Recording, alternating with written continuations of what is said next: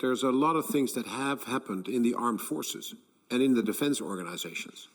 What hasn't happened is in our societies the understanding that it is more than the military that has to be able to operate in a conflict or in a war.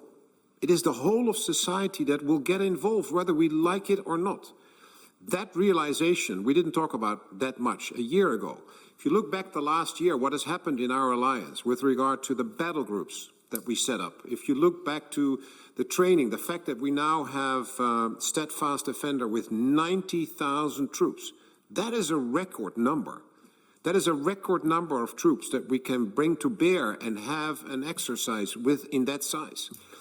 Across the alliance, across the ocean, from the US to Europe, in Europe. That is a big change. It's not a carbon copy of a year ago. And so in the alliance and in the armed forces, a lot of things have happened. But the discussion is much wider. It is also the industrial base. It is also the people have to understand they play a role. They're part of the solution. Society is part of the solution. Industry, the private sector. Chris Badia talked about in terms of space, the relationship with the civilian companies. That is all part of that thinking.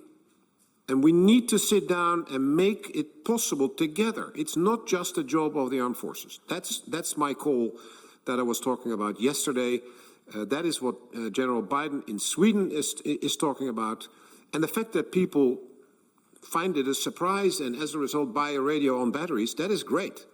It is part of the package that the Swedish government is talking about. You need to have water, you need to have a radio on batteries, and you need to have a flashlight on batteries to make sure that you can survive the first 36 hours. Things like that. That's simple things.